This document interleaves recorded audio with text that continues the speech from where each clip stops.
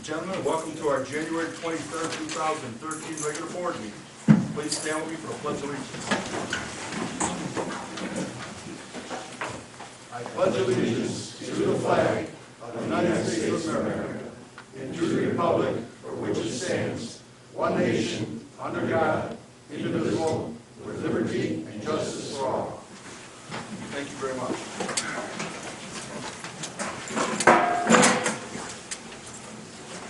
Madam Clerk, roll call. Farquhar. Here. Gray. Here. Horne. Here. Franzer. Present. Pop. Here. Stockton. Here. Total. Present.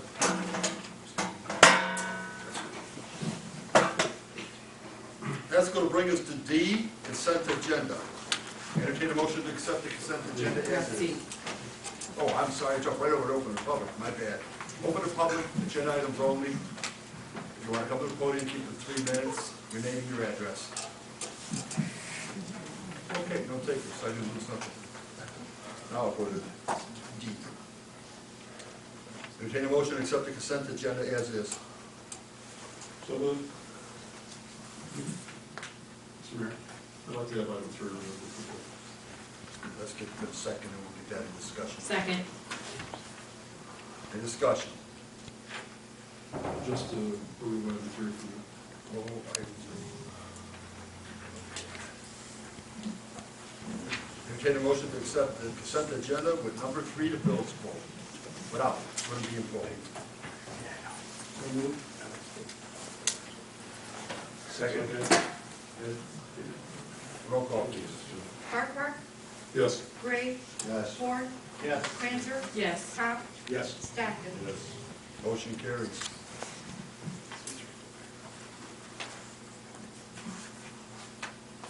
All right.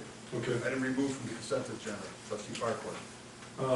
I was looking over a few items on here, and there was a couple that came to my attention, and I had a chance to get the answers to them.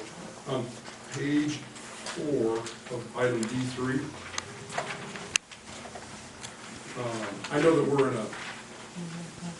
trying to hold our taxes steady and everything else, but I was just curious about the second item on that side there where it says road signs for $430. I want to know what it was and who authorized it. That was for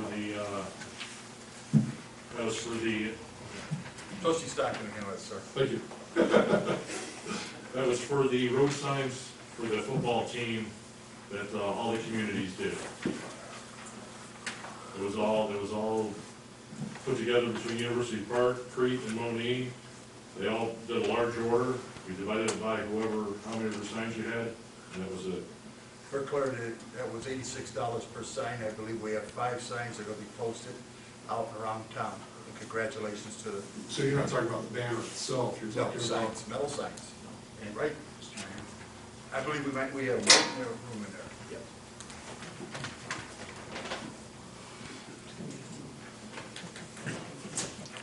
Oh, so that'll be like our welcome to Monee signs, it'll be added to the bottom of that or something?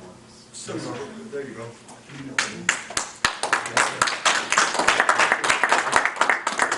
Do your band right. I'll take a vowel for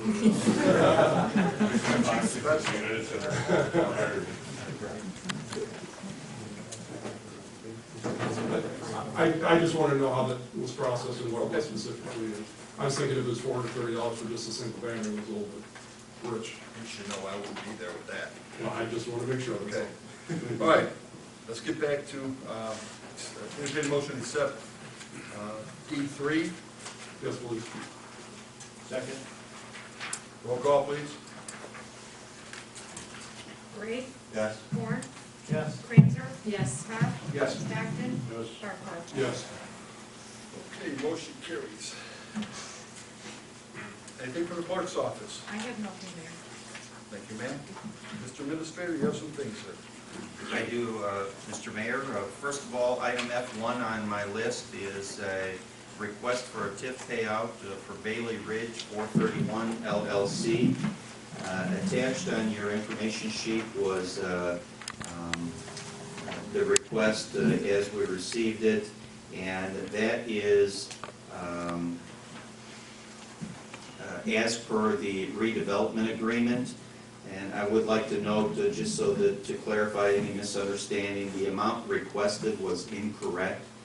They requested $480,897.05, and there was an error in the computation. The correct amount due for the TIF payout is $481,869.14.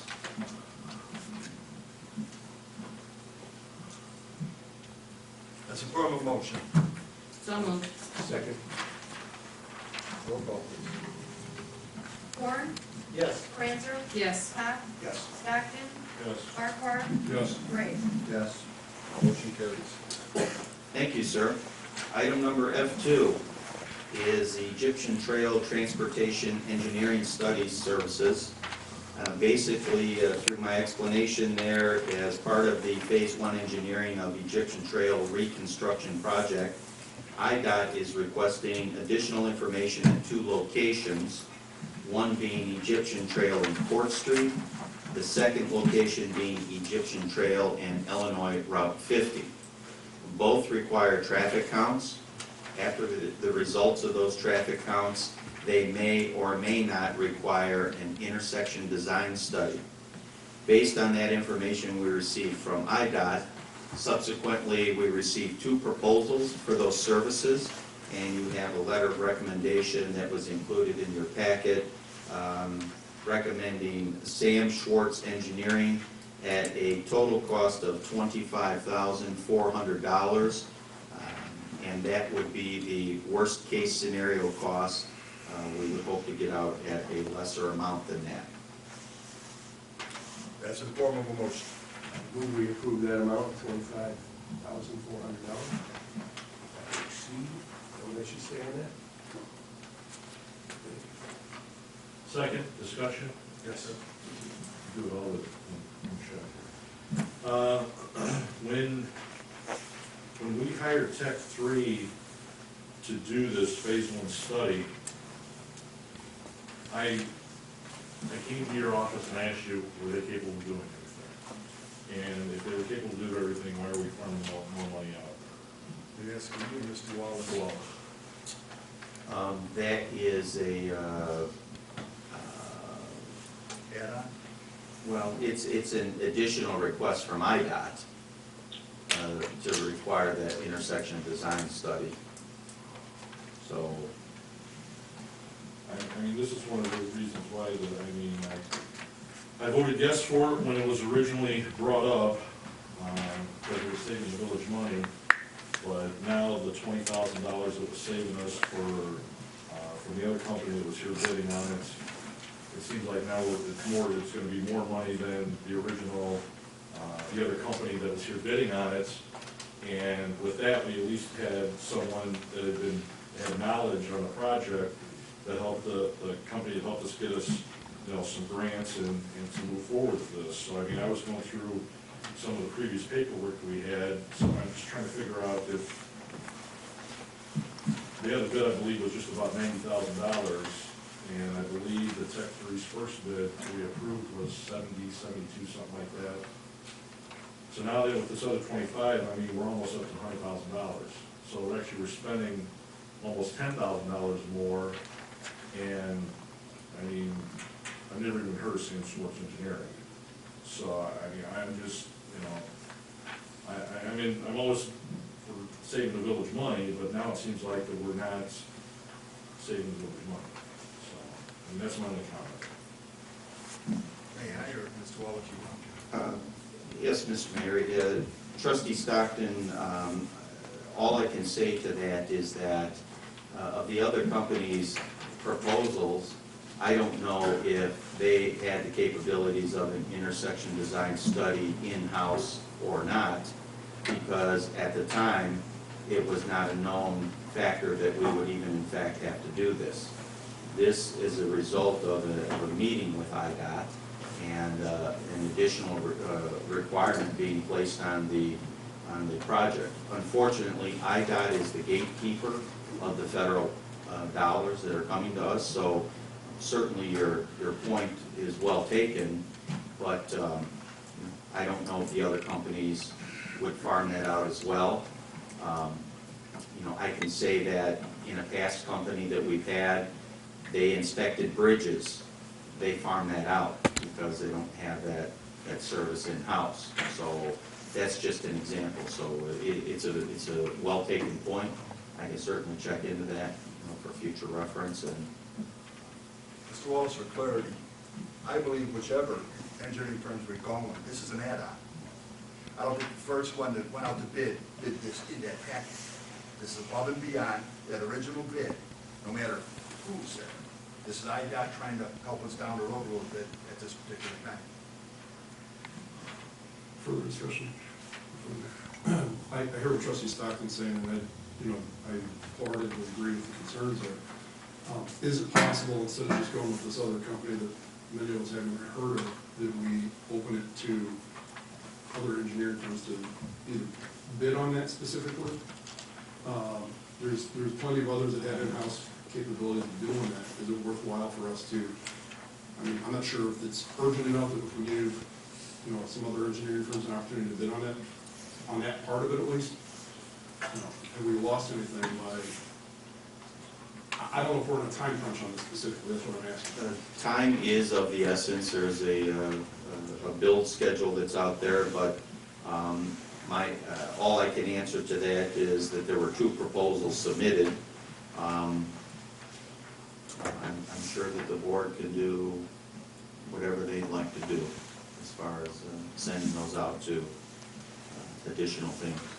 Would it be too much of a delay if we at least table it until the following meeting to give other engineering firms an opportunity to bid on it? I'm just, Trustee Farquhar, I believe some of the problem would be, we've already announced what this price is. It's not like a typical bid that they don't know. Anybody you bring in right now could come in $1,000 under. That's not going to make them better quality engineering. well, I understand that. Okay, because right now it's been to the public, this particular number. Normally in the bidding process, it's not. So it's not really fair. I don't think it's fair. Well, fair to the taxpayers or fair to the engineering? I'm not arguing that point whatsoever. Okay. Right? Well, because I mean, I'm all about the taxpayers. yeah, I understand. I can say this, that if you look at the letter of recommendation on the Sam Schwartz engineering cost, that is the worst case scenario. That is if you have to do 2 intersection design studies, each of those costing $9,000. So if you subtract $18,000 out of there, that's what you're paying for the traffic counts first. And then, if that satisfies the state, IDOT, then we don't have to go any further. So it's only been, you know, 7,000 or so, 7,400 that costs you for the traffic counts. If the state may say, hey, it warrants it, we need to do an IDS on this intersection but not that one, then I wanted those costs incorporated in there so I could bring forward the worst case scenario. I guess at this point, based on the fact that it's been brought up, the fact that it's leaving the current engineering firm that is an add-on, as you said, I would like to table it for the next meeting. I'd like to make a motion, if I could, to table for the next meeting to allow other engineering firms to review that. Well, I'd like to do discussion before we make a motion, if you don't mind. I need somebody to second it anyhow, so that's fine. To me, an extra is an extra. If IDOT came up with this, no one else was aware that this was gonna happen. We just paid some extra money for our safe, our sidewalk system over there for the school. Because the state or IDOT or someone wanted extra money because of something they ran into. And we had to pay that to make that move along. I think that was to the tune of about, was that $5,000 or something? We actually paid $13,200 for wetland mitigation. Yeah, so to me, this is not really any different. That, you know, when you work with IDOT or the state, and you look at all the different things they have, this is an extra, legitimate extra.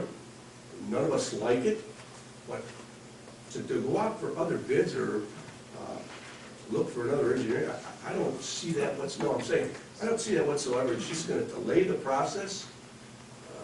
I don't see how 2 weeks is gonna make a difference in that part of it, number one. Number two, we're not leaving Tech 3 for the purpose of phase one that was going on, but since Tech 3 is not capable of dealing with it in-house, and it's going to a separate engineering firm, not by our choice, but even by theirs, all I'm saying is we open it up as an opportunity for another engineering firm to come in and evaluate it. And if they can do better than the other company, fine. If they have better credentials, fine. That's a decision we can make to pay the same amount that was there or not. All I'm saying is if we at least allow a couple more weeks till our next village board meeting to allow for other engineering firms, there may not be any that want to bid on it. So they would end up going with the other company that was indicated there. One of the priority items we decided on Tech 3 was their experience with IDOT. But not necessarily. They've worked with them for years and years. So I can't believe that they were aware of this. Okay? I'm not disputing who knew what back when. It's- I know, it's not a slam against State section. extra, I understand. Okay, let's take there was a motion to table. Is there a second? Second. All right, roll call.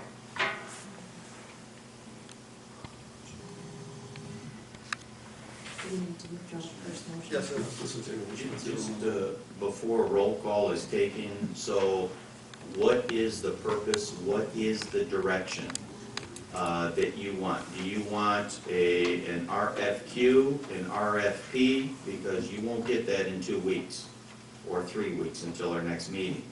I would just like to leave here with clear understanding of what's expected.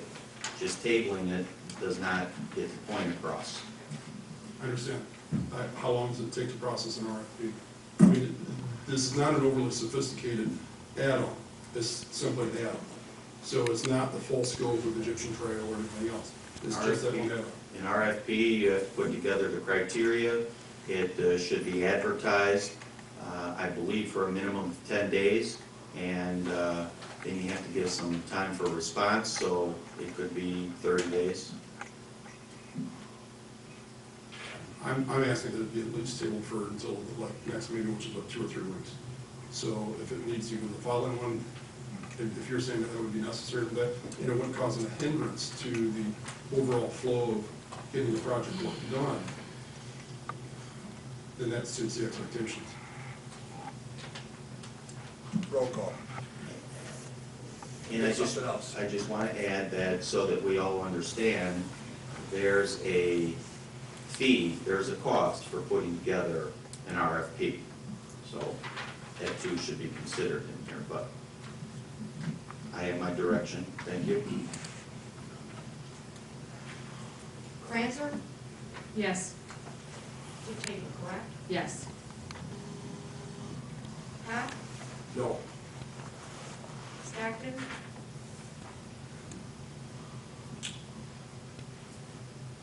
I really don't want to table it, because I don't want the project going any longer, so I'll say no. I just wanted to voice my. Farquhar? Yes. Gray? Yes. Horne? I will say no, because I want this to move along, and as Wallace says, time is of the essence, so no. On the tiebreaker, I will say no.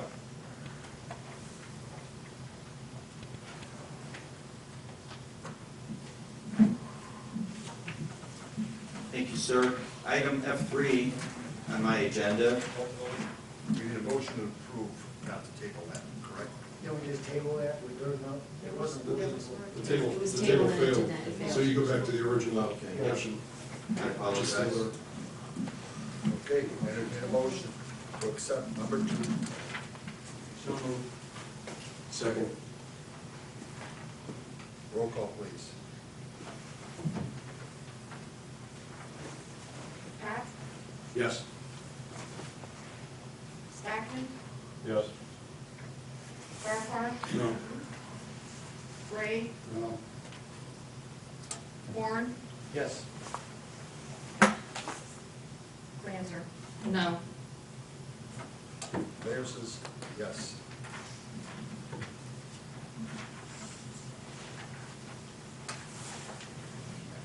Thank you.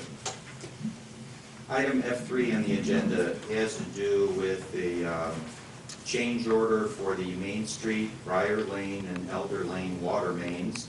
This is change order number 6.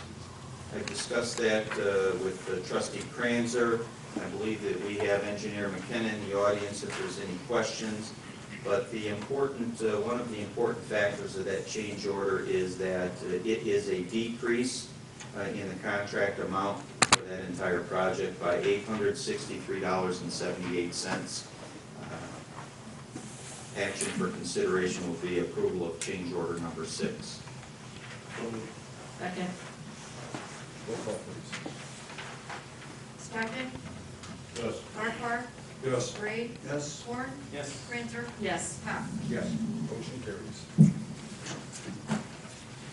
Thank you, sir. Item number F4 also has to do with the Main Street, Briar Lane, and Elder Lane water mains.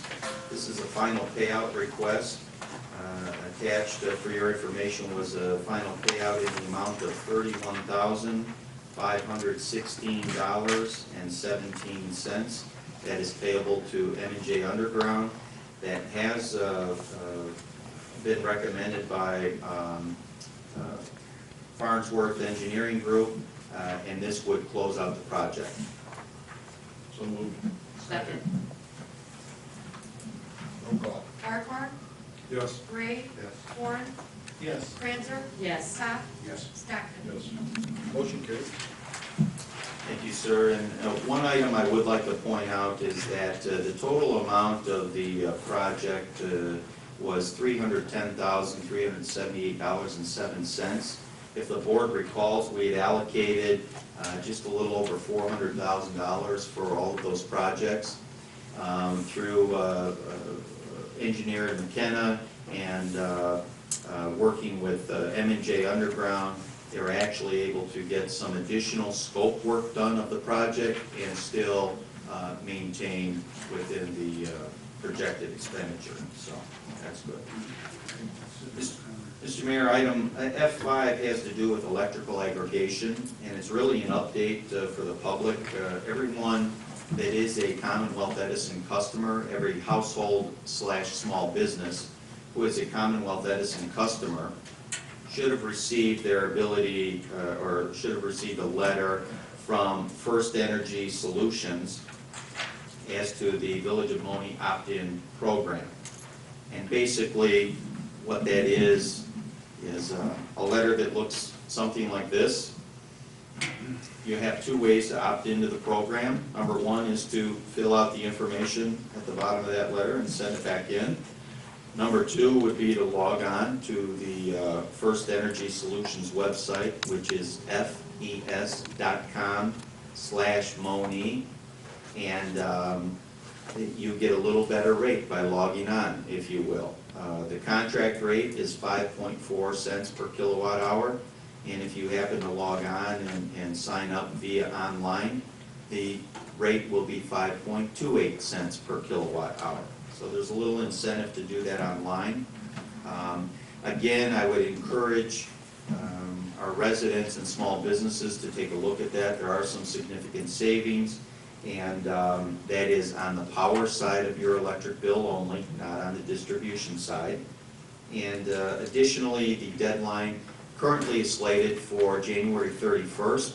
But if you note, I believe the letters were dated January 9th, and I'm currently trying to establish a little bit longer deadline, if at all possible. But as of this date, at the time of this meeting, I have not been able to get that solidified. So we would encourage you to get online or send in that information as quickly as possible. Yes, sir. Comment on it, if you will. Yes, sir, you may. If you already have a supplier, you cannot opt into this yet. You must call that supplier and cancel. Then, after you hang up and cancel, you can call First Energy, whatever, and you can opt into it then. But you cannot opt in until you get out of your other one. And the reason there's 2 different rates, if I may say, if you opt for the 5.4, where you call them on the phone, you will get a $50 Visa card in 8 to 10 weeks. If you opt for the lower amount, where you do it via the computer, you will save a little bit of money. I think it's only a couple dollars a month, whatever it may be. And you will not get the card, but you get the lower rate of 5.2. Thank you. Mr. Mayor, that concludes my report. Thank you. Thank you, sir. Yes. Going back to that, do we have that currently, any posting on that specifically on the website? I believe we do have some information about it over in the packet. We have about electrical aggregation, we do not specifically have about this. Is there some way that we could add to that so that? We are looking to get that on the website, yes, sir. Thank you. Anybody else? Okay, brings it, item G, mayor's agenda, I have nothing to report today. Brings us to H, engineer report. Mr. Wallace, any engineer in the house want to say something? Mr. Mayor, I have nothing to report under that. Mr. McKenna, anything at all? Very good. Nothing, sir. All right, brings us to the attorney's report. Counselor? Thank you, Mayor. I have 3 items for the board's consideration. The first item was a special use permit request submitted by Robert Bush for the property at 6050 South Industrial Drive. That was tabled from the last board meeting, I believe. I haven't had the opportunity to talk to Mr. Bush with respect to the special use permit request. Therefore, I requested this matter be tabled. Make a motion, we table this until, you want a month, month and a half, 2 months? There's no use keeping it on the agenda every 2 weeks. Or you want to put it on to the next meeting? Probably a month. Okay. Make a motion, we table this at our first meeting in February, or second meeting in February, sorry. That's fine. Second. Roll call. February 27th. 27th. Gray, Sorry, just doing discussion on that. Have we given them a specific, kind of like what you were saying earlier, you make a motion to table, I mean, what are they specifically being directed to provide us? I think I received some further input looking over their application. I'm gonna make some suggestions to the board before we take final action on it. So what I'd like to do is prepare a memo for the board to take a look at it. Because the special use request, the village does have the right to impose reasonable restrictions on whoever it might be. And I just haven't had an opportunity to review that. Especially since there's a residence moving across the street. Yes, sir. Yes. And again, our ordinance says that the zoning board got 60 days to make a recommendation, and the board has more time than that. So we are moving quite quickly on this request, along with everyone else. But if we have a little time to review it, just so we're fair to all the applicants, I think that would be appropriate. Thank you. Roll call. Gray, Yes. Horne, Yes. Franzer, Yes. Pop, Yes. Stockton, Yes. Farquhar. Yes. Motion carries. Thank you, Your Honor. The next item is an ordinance repealing ordinance number 1553 with respect to the mechanical maintenance position. It appears as though that position is no longer needed, therefore it's up for the board's review and adoption. Formal motion? So moved. Second. Roll call, please. Horne, I'm Yes. sorry. I'm sorry, ordinance number? It's actually being repealed. It's being, Oh, I'm sorry. Horne, Yes. Franzer, Yes. Pop, Yes. Stockton, Yes. Farquhar, Yes. Gray. Yes. motion carries. Thank you, Your Honor. Yes.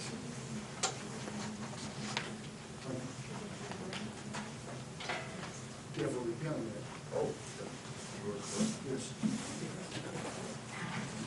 Ordinance number 1631. Thank you, Mayor. The next item is, again, we received a special use permit request submitted by the Axman Motorcycle Club. Same type of use as Mr. Bush. This is a different site along I-57. Once again, I haven't had time to discuss the application with the applicant. I know they're here tonight. I would ask the same thing, that this be tabled to February 27, 2012. So moved. Second. Roll call. Franzer, Yes. Pop, Yes. Stockton, Yes. Farquhar, Yes. Gray, Yes. Horne. Yes. Motion carries. Thank you, sir. Brings us to J, committee reports, finance, trustee Stockton. At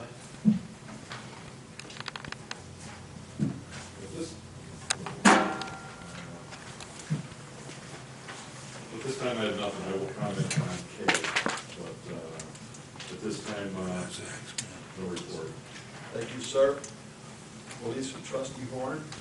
Yes, I have a few things. First of all, we have a review and approval of request for residential only signs at the Jeff Scott residence, which is 5506 Wilson Street.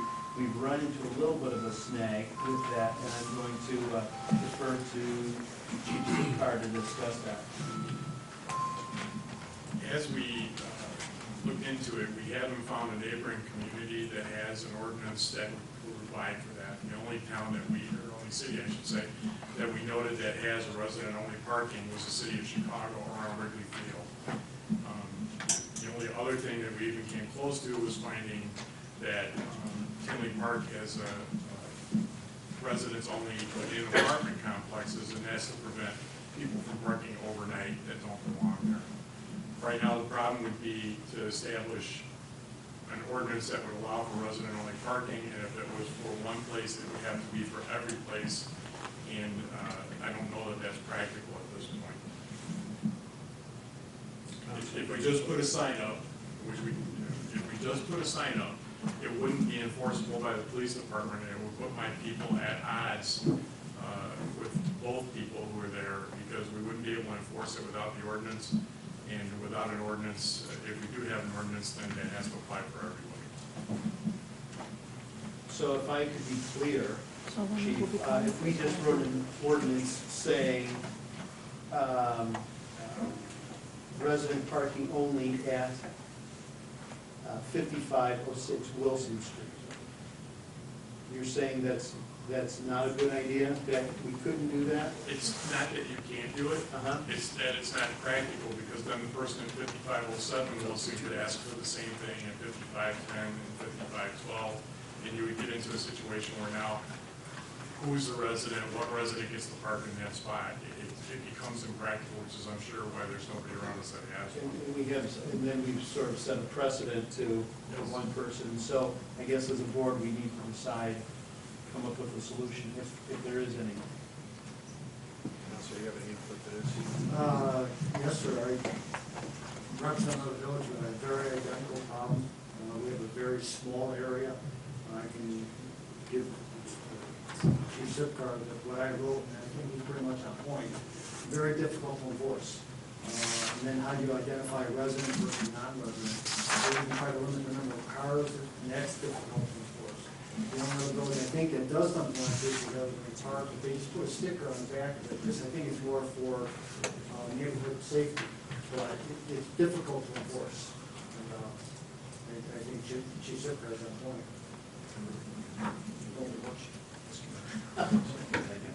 Dinner.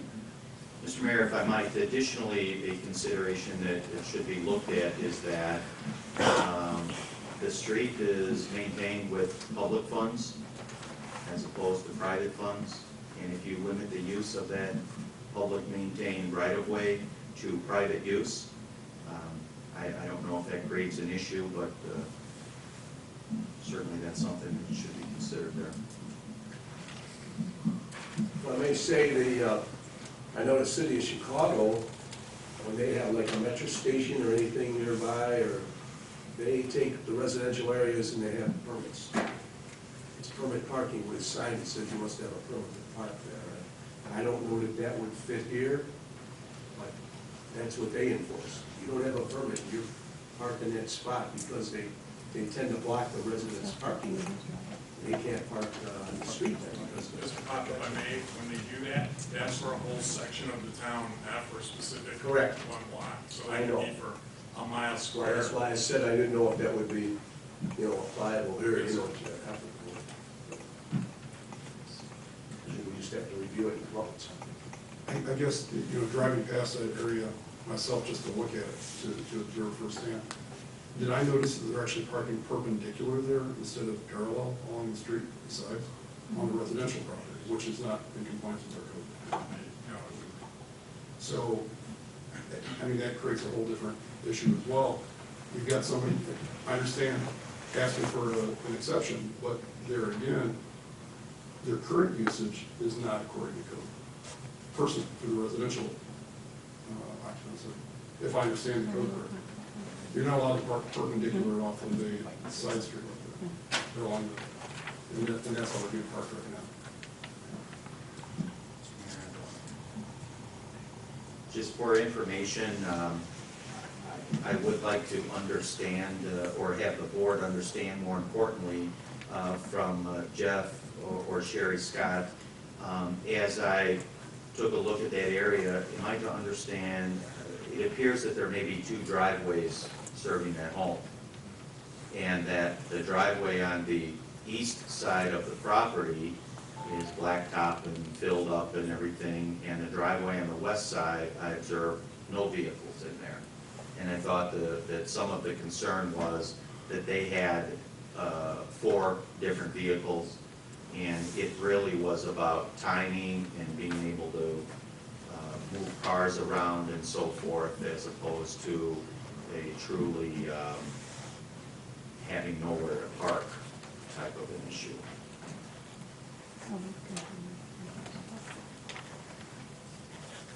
Can I say something, since I'm here? So, can you, council, can you get myself and the chief some paperwork on this as far as ordinances, sample ordinances? We can revisit this next meeting. Yes, sir, I can get the sample, or the memo that I drafted, because it's almost on point. Okay. And a lot of villages run into these problems, and we tackled this issue for probably a couple of years, and there's no easy solution, because you want to help out the homeowner at the same time. Mr. Walter brought up a good point, it's still a public street. But I do have a memo that I think will clarify the situation and help with that. And I think Mr. and Mrs. Scott are here tonight, and be very appropriate if you want to add something, come up during the open to the public section. Okay? I have one more thing, just a short report, sort of a year in review for the police department. 2012 was a busy year. We closed out the year with 14, I'm estimating here, or roughing this down, 14,000 computer-aided dispatching incidents created through EastCom. Monee Police Department recorded the second highest call volume for the dispatch center in 2012, and the highest volume of self-generated CAD incidents from MVC overall. Resulted in 4,100 citations or complaints, 1,200 traffic warnings, 2,476 traffic citations, and 449 ordinance criminal complaints. We also recorded, I think this is good for our bottom line, we recorded 92 administrative vehicle impoundments, which generated $46,500 in fines paid to the village, which goes right to our general fund. So, that's the end of my report. Thank you, sir. Public property trustee Gray. I have no report tonight. I'm sorry, public property trustee Huckrock. Okay. We had a committee meeting last Monday. There's a number of items that were discussed. Included in that was an issue pertaining to a sound study, and there was some back and forth discussion on that. I've talked to the business that is, there was 2 businesses there that are obviously, part of the equation. I know at least one of those is very interested in working a remedy if there's indeed a problem. We have yet to identify there was exactly a problem, but there's good speculation that there may be. And so what we're looking to do is do another sound study. And or one of the other considerations was there's a fair cost with doing a sound study, and we could potentially acquire our own equipment, much like the police have the radars for shooting, for identifying speed and things like that. for about the same cost or less than a sound study, we could actually buy our own equipment, which means that we could use it in the future for other scenarios. That's a consideration. The reason why we pay a little extra because of the sound study per se is because of the engineering firm that comes with it. If we're merely identifying that there is either a problem or there's not, the purchase or lease of equipment would be a consideration that would be worthwhile. And then if we have other issues where people are complaining about noises or whatever else in other areas or time durations, we'd have that as a consideration. So it's not on the agenda for tonight to vote on. I'm merely going to work with the administrator and see about identifying the best choice between the two of those. I had to leave the meeting last week, which I apologize, but I had previous engagements I had to deal with. But I'm going to question you just like I would have at the other committee meeting. Why are we doing this again? Why do we've wasted? I would say we've wasted. We've invested $16,000 to $20,000, and 2 previous sound studies says that nobody is violation. Everything is within the village codes. I'm not supporting the business, and I'm not supporting the residents. Once again, as I brought up earlier, I'm supporting our money. I mean, if you start buying your own equipment, I hear trains going through my house at 4 in the morning when I get up to go to work. You're gonna have some guy come up to the board and say, you know what, the trains are too loud. Can we do a sound study, see if we can get them, to me, we've done 2 of them. Right now, I think, once again, it's a waste of money. I mean, both times they found out, yeah, they only need 1 or 2 decibels below, but they're still below. So, I mean, that's and I would not be in favor of either purchasing our own equipment or doing another sound study. Well, as a point of clarification, I had done a FOIA request to get a copy of any sound studies that the village had in its involvement that they've ever been a part of. When I did that request, just to make sure that I was getting all the information, I was only receiving 1 sound study. And that wasn't even the most recent one. That was actually the one from 2003, which I don't believe the village even paid for. That was one that was put on by LFI, Marty Burke, whoever it was at the time. That was done by Shiner and Associates. That was a forecast sound study. That forecast sound study was done before the berm was built, before the fence was erected, before any of that was there. It was all based on a similar set of sound expectations based on a parallel environment over in Monee. Okay? Now, that sound study identified that on certain octaves, you got a 9-octave series of things that we, as an ordinance, and the state also has identified, there's different levels of sound. I know, I was on board then. I was. All right, the point is the village is only paid for 1 sound study, okay? And we were, and the village was in the clear. Well, hold on a second, this isn't about the village being in the clear or not. It's about the village wasting more money. And you yourself have come up and said, we don't need to waste money. Numerous times, haven't you? Trustee Stockton, we want to get to the bottom of this. I think we have. If you'd stayed around for the meeting, you would have heard the rest of the details, but I will reiterate it for your sake. The fact is that the original sound study, before you interrupted me, indicated that there's a 4 decibel gain from the area that was originally tested on the property line to the back of the homes that were already there before the property was built, okay? A 4 decibel gain between this area and that area, even though it's further and it should have dropped, it's because of the elevation difference. The original sound study was done by Shiner and Associates, indicated that because they didn't have the elevation information about the neighboring property, they did it based on what was presumably a flat area of adjacent residential property, which it was not. It actually goes up. Okay, a couple things there. So it was all forecast based on a lack of complete information. Okay, now if you have a 4 decibel gain from the edge of the property to the home, which is unusual, but that was what was reported in the original study, and you have a sound study that was done in August, that was done in the bottom of an area on the backside of the berm, which the sound would have rolled over the top of, basically in a little bit of a ditch almost. That's where the sound study was done, which is below grade of the homes that are being affected. Now, I say all that to say this, that sound study, which was at the property line down in the low, was 1 and 2 decibels below. If you factor that with the 4 decibel gain at the elevation, they're not, according to that math, they're 2 decibels above, or 3 decibels above what is acceptable.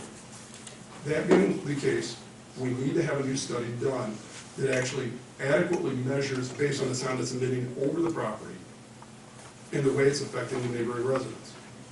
Now, the original TIF indicated, the original sound study indicated they called for a 30-foot berm and a barrier wall.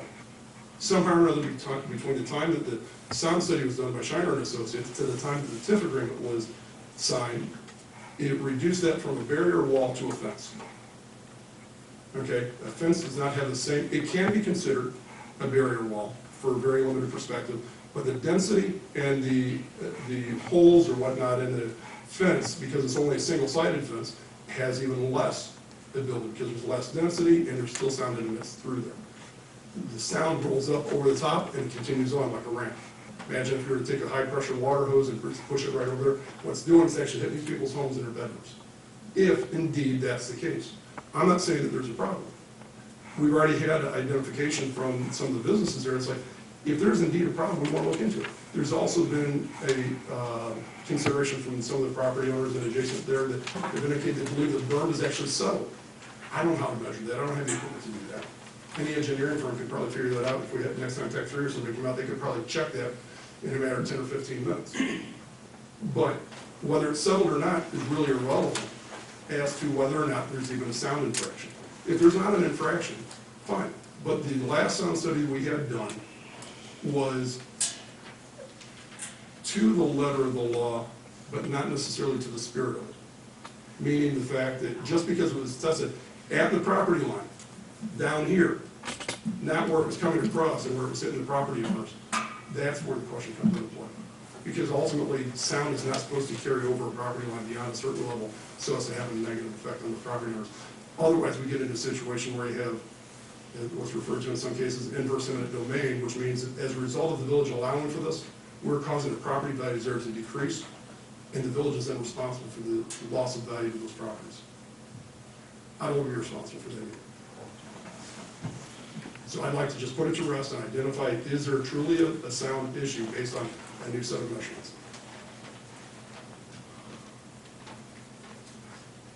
So what are you asking for, trustee? Well, I can't take a vote on it today because Right, it's not there's the no agenda. action here on the. There's no action listed there, so we can't do anything about it. So I would like the opportunity to talk to the administrator.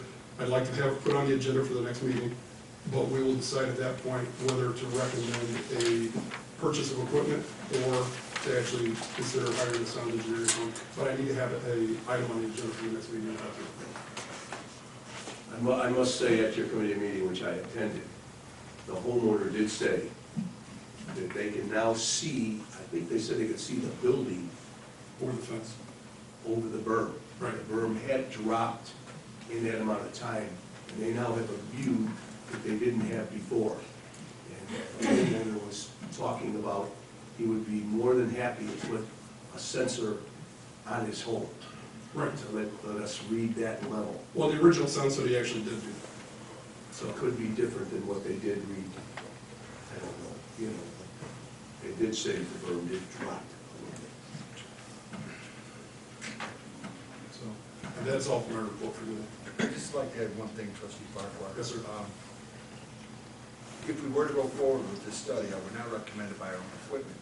Okay. Because if we have our own equipment, we do it, and the homeowners still say it's noisy, they're gonna say the village didn't do it right. We're not, I understand that argument. okay, I would almost look at it as a form of conflict, since we're involved in this. It's fine. Anything else, sir? No, that's it. All right. Road and Bridge, trustee Pop. No report. Very good, sir. Water, trustee Francis. No report this evening, sir. Thank you, ma'am. I have nothing for economic development this time, but stand by. I'm working on it. Any unfinished business? I'm sorry? Yes, we have the renewal for park rental fees.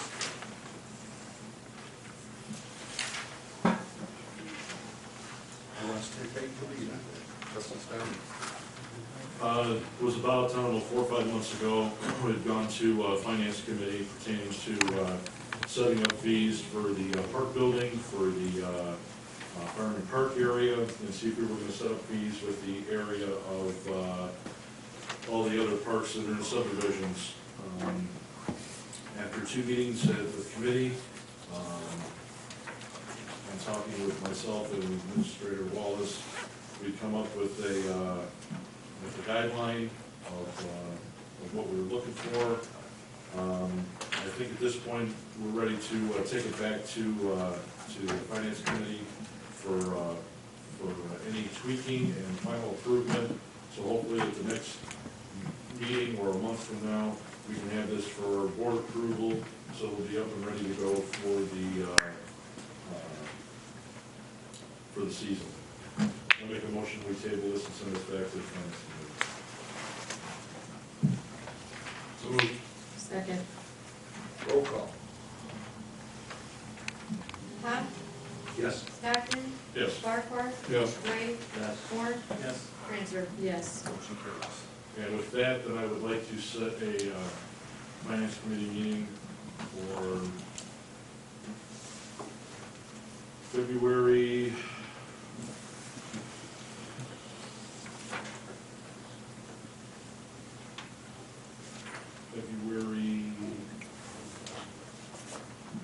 either February 6th or February 7th. If I can.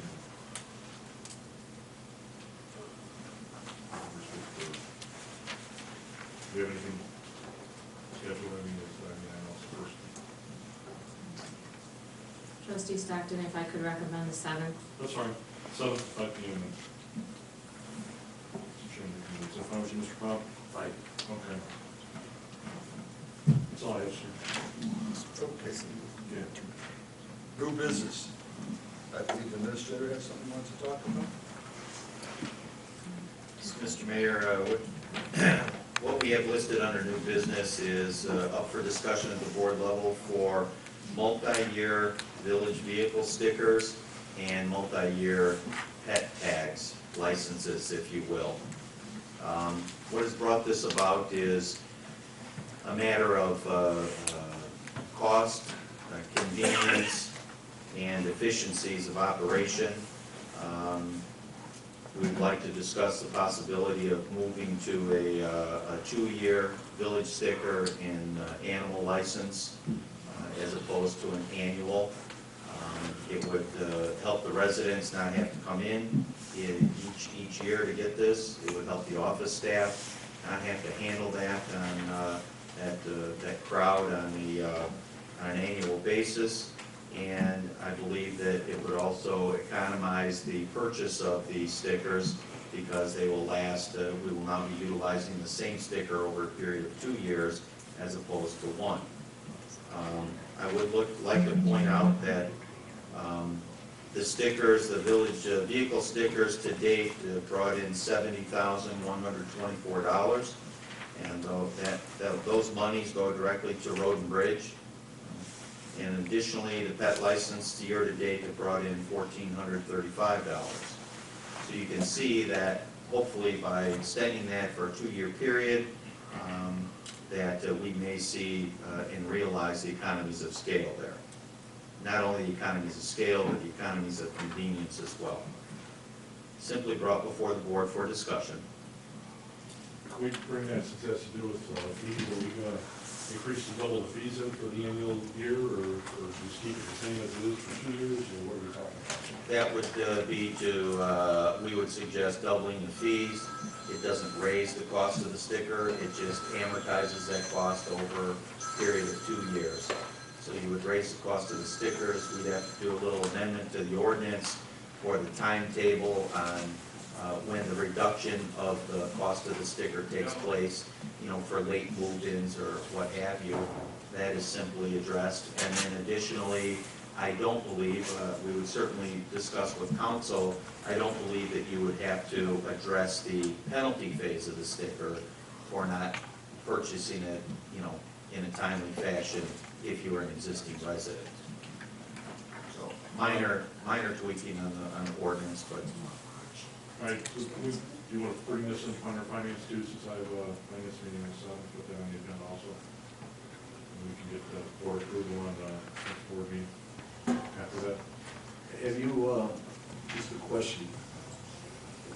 considered like if someone got rid of a car, they only needed the sticker for a year?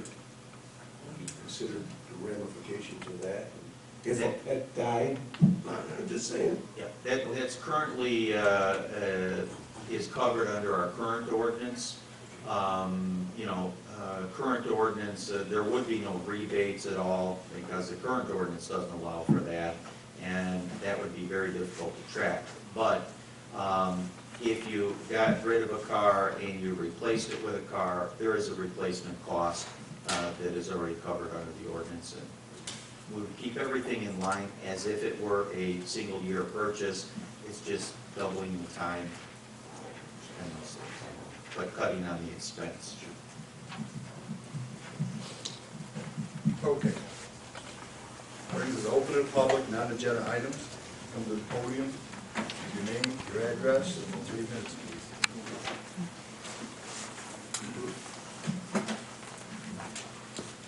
Good evening. My name is Carl Moronich. My address is 1318 Heather Road in Bourbonnais. I'm here to represent Riverside Medical Center. I was here in July, and the board was gracious enough to allow us to put some banners up on our facility here in Monee, our immediate care facility.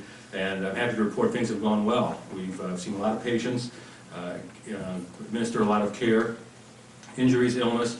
With the flu, we've had a number of patients. We started in December seeing a lot of patients with the flu. We hit a daily high in December of 26 patients. So that's higher than normal. We average anywhere 6, 8 patients a day typically, but that certainly changes depending on different circumstances. What I'm here tonight to ask is if we, at the time in July, you were gracious enough to allow us to put the banners up for a 6-month period. We're now outside of that. I'd like to come back and ask for another 6 months if we're able to keep those banners up, making sure they're in good repair. Although we have done well and seeing patients, we still occasionally hear that people aren't aware that we're there in the building, so we want to try to maintain awareness of the facility. And in the interim, in the time, the next 6 months, we would work with the village to look at the ordinance and see what signage we might be able to put on in a more permanent way.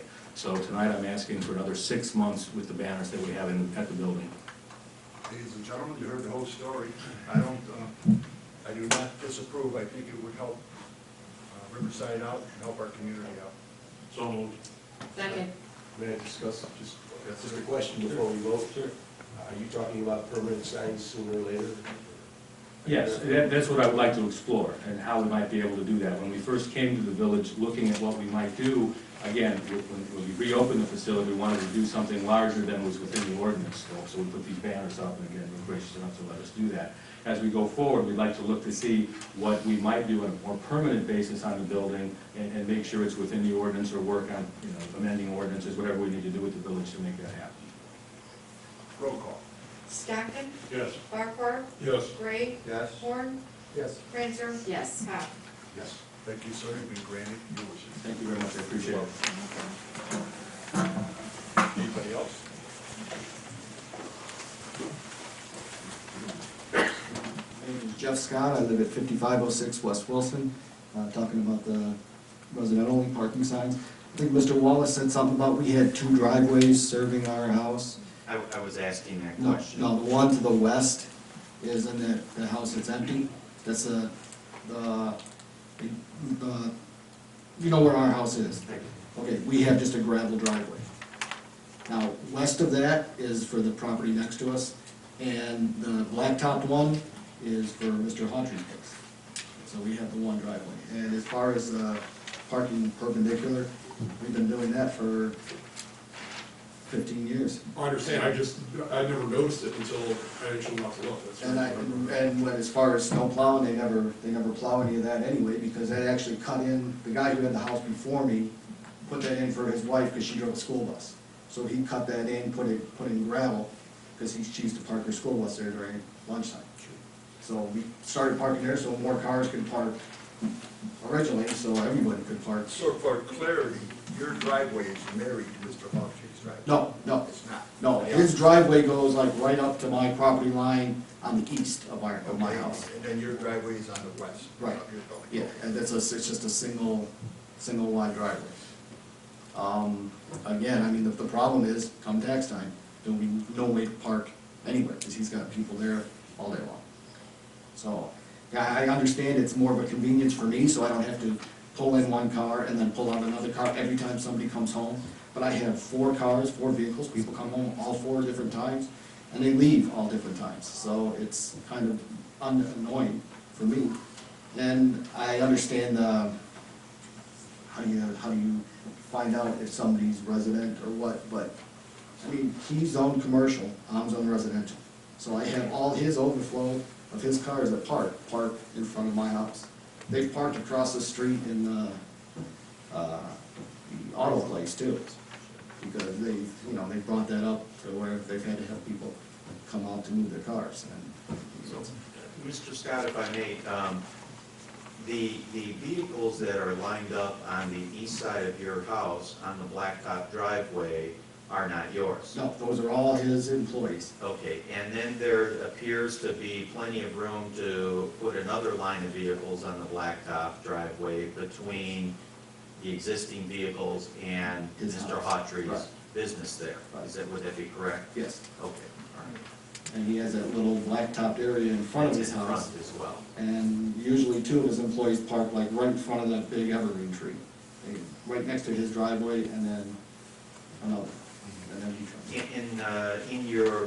In your experience, has there been times when the entire driveway is filled up and in front of his building as well?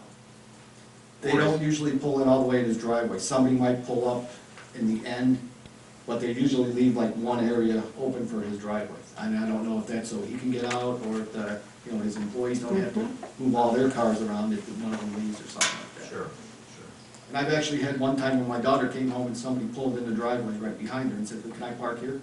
And she's like, "No, that's our driveway." So, I mean, it's kinda, it gets a little crazy, especially, like I said, starting now, so. I was just asking those questions to see if there's some sort of better management scheme on behalf of Mr. Hawtrey that could be That's been brought up before. adopted to With him, so. resolve the issue. Mr. Scott, Thank you. have you, I'm assuming in all these years you've been there, you've had conversations with Mr. Hawtrey? Yes. Is he receptive to helping you in this situation, can I ask?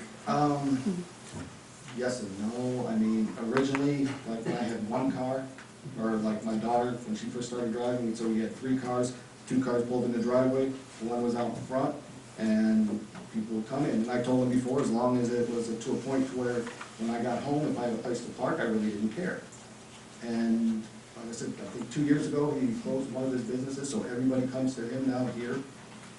So it's, I Have think you he- had a recent conversation? I mean, I know it's getting to No, that time. no, I and haven't had a recent And after conversation. listening to everything today, it sounds like we're kind of at depending on what Mr. Attorney Kucheski brings us, but it sounds like we're a little bit limited as the village to be able to help you. So I didn't know if it would be worthwhile to go back and try and talk to him because of his upcoming busy season. And I would like to help you, in all honesty, I really would, but I feel like we're just kind of stuck in the Well, middle. I could try again, but like I said, I've done it before, and And it'll, for like a week or 2, it'll be fine, but then it starts spilling over to where, I mean, he gets busy. I got one question. When you've been out there, and I'm sure you've observed vehicles that are there, have you noticed how many of, if any of those actually have village Monee vehicle stickers on them? The reason I ask is because if. None they're of them, I gonna would get say. to Well, I wouldn't say none, but I know a couple of his employees, I think, live in Monee. But the visitors. Visitors, they come from all over, because he used to have a place in Orland Park. The reason I ask is if there was an enforceability option, the easiest way for our police department to identify a resident, not you necessarily, but at least a village resident, almost like they do whole, areas up in the Chicago situation. And, We don't just for a town. I don't wanna have to where I'm, calling the cops all the time, going, "Oh, look, somebody's parking in my spot." I don't wanna do that either. You got more to do. But I thought just as like, if the signs were out, people would see them and go, "Okay, I can't park in this spot, I can park somewhere else, I can park down the road, I can park across the street on their grass," which they do too. So, but just so, like, I have some place to park my vehicles when I come home. That's kind of all I was really. Mr. Scott, just if I can just question real quickly, it's entirely up to the board. My when I speak about the issues that may or may not come up, it's so that the board is fully advised about the possibilities of things that can happen. And what they decide to do is that's entirely up to them. And, you know, if they give us enforcement power, then we can certainly do that. But again, if the ordinance says resident only, you're a resident, and probably everybody else in the room is a resident, so if they park in front of your house, did that serve the purpose? And that's why I said it needs to be either very specific, a permanent situation, or the way the city of Chicago does it, or we have to really think about the grand scheme of things. And trust me, I would like to help you as well. And if you know, if you'd like to come and speak to me, and I can try to speak to Mr. Hodgman for you, I'll certainly do that. That would be great. Thank you. Anybody else? Well, my name is Ken Vasika from 4924 La Quinta. On the last previous meeting that we had, you approved the purchase of low-frequency radios for our police and fire. I was just wondering why we did that, what was wrong with the old ones? I can speak to that, Mr. Mayor. You're right.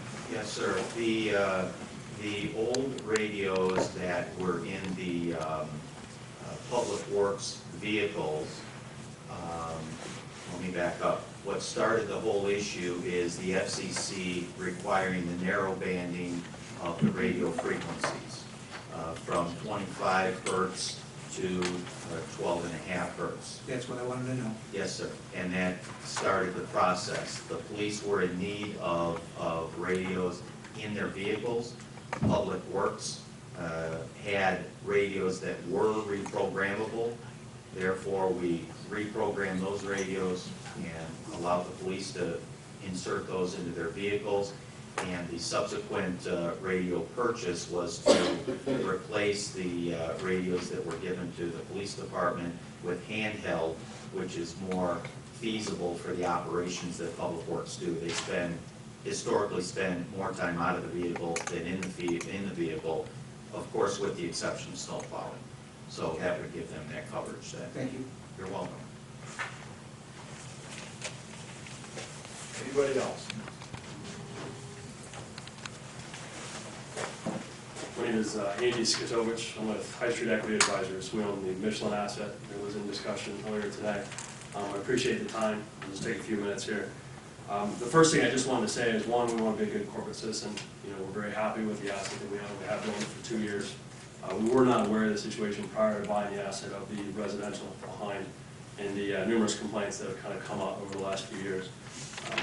One thing that I may say is we weren't invited to the meeting last week. We would like to be represented there, whether it's through us or NAI Hiffman, who's our property manager. We both are local, so we can get here. We want to make sure we contribute to that. The second piece I'd like to say is, and we recognize you're looking out for the residential owners and what that provides, but at the same time, we'd like to be afforded that same, positive, reinforcement.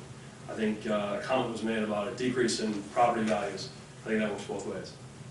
Our goal, and obviously I'm selfish, is to protect the tenant from that, because it'll protect our equity. In the event this continues on, there is a probability that Michelin may or may not move across the way. And that is a risk to all of us. Obviously for us, it's our equity, to the village, jobs, etc. So we'd like to participate in that. We'd like to come up with an equitable resolution of that, but solves the problem. What I am worried about here is this continues on and continues on for a very long time. So I can provide you our information after. I think you have Corey's, but we'd like to be included with that at all, if possible. If you could provide your information to our attorney, it would probably be beneficial. Sure. Thanks. Thank you. Sir, if I may, Please. I don't think anybody here is targeting or working against the business community. We're just trying to reach that mutually acceptable level of neighborliness, which I know that you're extending yourself, and I'm grateful for that. It is good, and our thought is, and it's difficult because I think there's obviously emotions involved in this, and you try to remove that. But the only thing that we can hang our hat on is the law. And right now, it's our understanding that we're abiding by the current law as it sits today. There was a sound study that obviously we're in, have a copy of, and it was our understanding that we're in compliance with that as well. So if that at all changes, obviously we're going to hang our hat and come back through that, because then it's kind of a slippery slope. It's current development that as it sits today, we grandfathered in, or we're not grandfathered in, and then it's all new development. And then it kind of runs quickly from there. So obviously, I'm here to protect our investment, but it really kind of goes further than that. You have a business card, you should bring up there. I will, yes. Anybody else? Okay, we're gonna close to the public, we're gonna go to executive session, review of executive session meetings, minutes under section 2C21, litigation 2C11, appointment or removal of public officials, 2C3, and there will be action taken after executive session.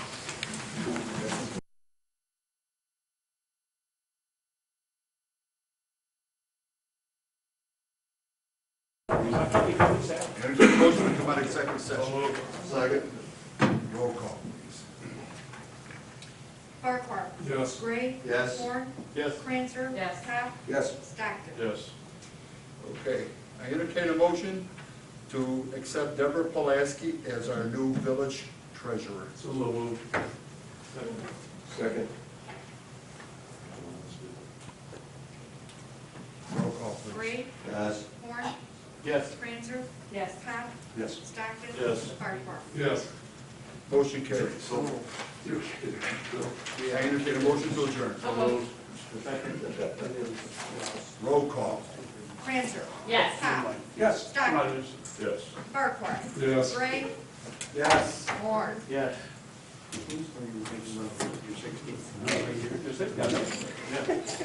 Nice signs.